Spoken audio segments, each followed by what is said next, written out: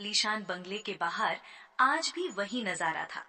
धनपत सेठ, जिनके पास इतना पैसा था कि पूरा गांव खरीद लें, अपनी फटी हुई चप्पल को गांठ बांधकर ठीक कर रहे थे। उनके घर की रसोई से छौंक की खुशबू नहीं, बल्कि बस तवे पर जलती सूखी रोटी की महक आती थी। उनका मानना था, जीभ का स्वाद, तिजोरी में छेद। घर बड़ा था, पर सन्नाटा ऐसा कि अपनी ही सांसें सुनाई दे। न कोई नौकर, न कोई शोर। सेठानी जी सुबह से शाम तक चक्की पीसती, झाड़ू लगाती और कुएं से पानी भरती। आखिर एक दिन उनका सब्र का बांध टूट गया। बस बहुत हुआ सेठ जी, ये महल है या काला पानी की सजा? तिजोरी में सोने के सिक्के बढ़ रहे हैं और मेरी कमर की हड्डियां खिस रही हैं। कल से इस घर में या तो नौकर आएगा या फिर आप खुद चूल्हा फूकेंगे। अरे भाग्यवान, नौकर? तुम्हें पता है एक नौकर का मतलब क्या होता है? महीने की पगार, 2 वक्त का राशन और ऊपर से चाय चीनी का खर्चा। साक्षात लक्ष्मी का अपमान है ये। लक्ष्मी का अपमान नहीं, मेरी जान का जंजाल है। कल तक नौकर नहीं आया तो समझ लेना, रसोई के द्वार हमेशा के लिए बंद। सेठ जी भारी मन से गांव की गलियों में निकले, पर उनकी कंजूस मक्खी चूस वाली साख उनसे भी तेज चलती थी। भाई, मेरे घर काम करोगे? बस थोड़ा सा झाड़ू पोछा और। सेठ जी, सुना है आपके यहाँ चूहा भी भूख से खुदकुशी कर लेता है। राम राम, मुझे अपनी जान प्यारी है। थाक हार कर धनपत सेठ गांव की मुखिया के पास पहुँचे। मुखिया जी उनकी हालत देखकर मन ही मन मुस्कुराए। मुखिया जी, कोई ऐसा बंदा ढूंढ दो जो काम में चीते जैसा तेज हो, पर खाने में बस चिड़िया जितना दाना ले। और हाँ, पगार की बात हम अगले साल करेंगे। सेठ जी, आप भी कमाल करते हैं। दुनिया जानती है कि आप सोने के सिक्कों को तकिए के नीचे दबाकर सोते हैं। पर चलिए, आपने आज तक किसी का बुरा नहीं किया, बस किसी का भला भी नहीं होने दिया। मैं कोशिश करता हूँ। कुछ दिनों बाद गांव के मुखिया जब सत्तू को लेकर धनपत सेठ की ड्योढ़ी पर पहुंचे, तो सेठ जी अपनी पुरानी बही खाते में डूबे हुए थे। सत्तू देखने में हट्टा कट्टा था और उसकी आंखों में एक अजीब सी चमक थी, जैसे वो सेठ की नस नस से वाकिफ हो। राम राम सेठ जी, मुखिया जी ने कहा कि आपको एक ऐसे हाथ की जरूरत है जो घर को आईने जैसा चमका दे। मैं हाजिर हूँ।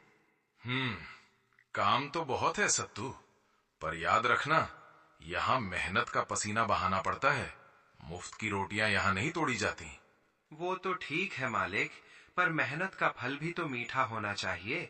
जरा साफ साफ बता दीजिए कि 2 वक्त की सूखी रोटी के अलावा महीने के आखिर में मेरी हथेली पर क्या रखोगे? धनपत सेठ का दिल पगार का नाम सुनते ही धक धक करने लगा। उन्होंने एक गहरी सांस ली और अपनी आदत के मुताबिक शब्दों का जाल बुना।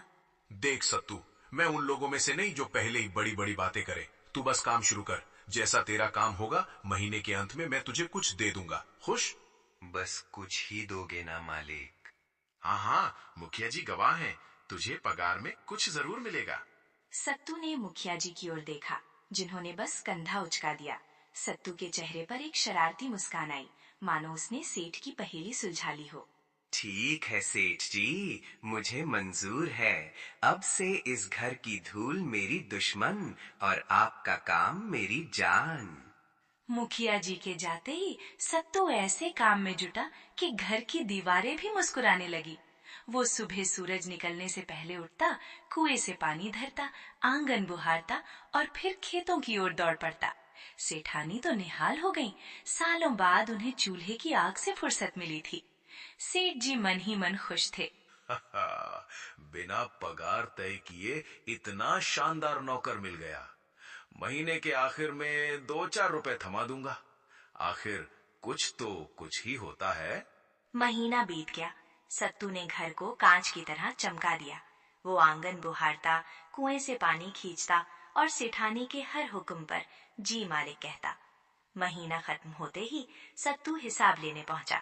सेठ जी, महीना पूरा हुआ, अब पगार निकालिए ताकि मैं भी अपना चूल्हा जला सकूं। सेठ धनपत ने बड़ी भारी आह भरी, जैसे कलेजे का टुकड़ा दे रहे हों। उन्होंने अपनी धोती की गांठ से धीरे धीरे 50 रुपए निकाले और सत्तू की हथेली पर ऐसे रखे जैसे कोहिनूर हीरा दे रहे हो। ये ले सत्तू, पूरे 50 रुपए, जा ऐश कर। इतना पैसा तो मैंने अपनी शादी में भी खर्च नहीं किया था। तू भी क्या याद रखेगा कि किस दरिया दिल सेठ के यहाँ काम किया था। सत्तू ने उन नोटों को ऐसे देखा जैसे कोई कचरा देख रहा हो। उसने तपाक से पैसे वापस सेठ की ओर बढ़ा दिए। मालिक, इन पैसों से तो आजकल सुई भी नहीं आती। मेरा गुजारा क्या होगा? ये 50 रुपए आप ही रखिए। मुझे तो बस वही चाहिए जो मुखिया जी के सामने तय हुआ था। अरे ओ सत्तू, दिमाग तो ठिकाने है। मुखिया के सामने यही तो तय हुआ था कि मैं तुझे कुछ दूंगा, और ये 50 रुपए कुछ ही तो है। नहीं सेठ जी, ये कुछ नहीं है, ये तो 50 रुपए हैं। मैंने तो उस कुछ के लिए काम किया था जिसका आपने वादा किया था। अब जरा अपनी तिजोरी खोलिए और मेरा कुछ मुझे दे दीजिए। क्या? अरे कुछ का मतलब पैसा ही तो होता है। अब ये नया ड्रामा क्या है? सेठ धनपत की रातों की नींद उड़ चुकी थी। सत्तू 50 रुपए लेने को तैयार नहीं था। उसे तो बस वही जादुई कुछ चाहिए था। हार कर सेठ जी मुखिया के पास पहुँचे। मुखिया जी मंझे हुए खिलाड़ी थे। उन्होंने मुस्कुराते हुए सेठ के कान में एक तरकीब सुझाई। अगली सुबह मुखिया जी ठाठ से सेठ के घर पहुँचे। सत्तू अपनी जिद पर अड़ा था।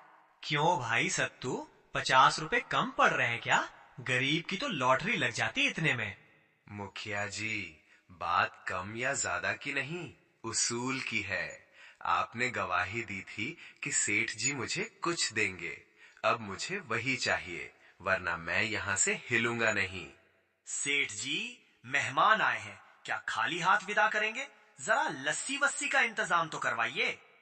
जा सत्तू, रसोई में दही की पुरानी हांडी रखी है, जरा मुखिया जी के लिए ठंडी लस्सी बना ला। सत्तू लपक कर रसोई में गया। जैसे ही उसने हांडी का ढक्कन हटाया, उसकी आंखें फटी रह गईं। हांडी पुरानी थी और दही के ऊपर मक्खियां, तिनके और ढेर सारी धूल जमी हुई थी। मालिक, गजब हो गया। इस दही की हांडी में तो कुछ गिरा हुआ है। क्या कहा? जरा फिर से बोल, सुनाई नहीं दिया। हुजूर, मैं कह रहा हूँ कि दही में कुछ गिरा हुआ है। अरे वाह, बस वही तो तेरा इनाम है सत्तू। तू 1 महीने से चिल्ला रहा था कि तुझे कुछ चाहिए। ले वो हांडी उठा और अपना कुछ लेकर चलता बन। हमारा और तेरा हिसाब आज बराबर हुआ। सत्तू सन रह गया। वो समझ गया कि शेर को सवा शेर मिल चुका है। मुखिया जी ने भी चुटकी ली। क्यों सत्तू, अब तो खुश है ना? अपना कुछ मिल गया, या अब 50 रुपए अच्छे लग रहे हैं? माफ कीजिए मालिक, मैं तो बस आपकी कंजूसी का इलाज कर रहा था, पर आपने तो मुझे शब्दों के जाल में ही पकड़ लिया। सेठ धनपत को भी अपनी गलती का एहसास हुआ।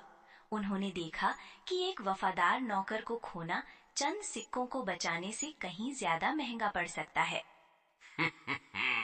सत्तू, गलती मेरी भी थी। अब से न मैं मक्खी चूस रहूंगा, न तुम शब्दों के जाल बुनना। आज से तुम्हारी पगार 500 रुपए पक्की। और हाँ, अब उस हांडी को फेंक कर ताजा दही मंगाओ। उस दिन के बाद सेठ धनपत की हवेली में सिर्फ सोने के सिक्के ही नहीं, बल्कि खुशियों की खनक भी सुनाई देने लगी। तो दोस्तों, यह थी आज की कहानी। कहानी यहीं खत्म होती है। कहानी कैसी लगी कमेंट करके जरूर बताइएगा। चैनल पर नए हैं तो चैनल को सब्सक्राइब करना बिल्कुल भी मत भूलिएगा। मिलते हैं अगले वीडियो में, तब तक के लिए राधे राधे।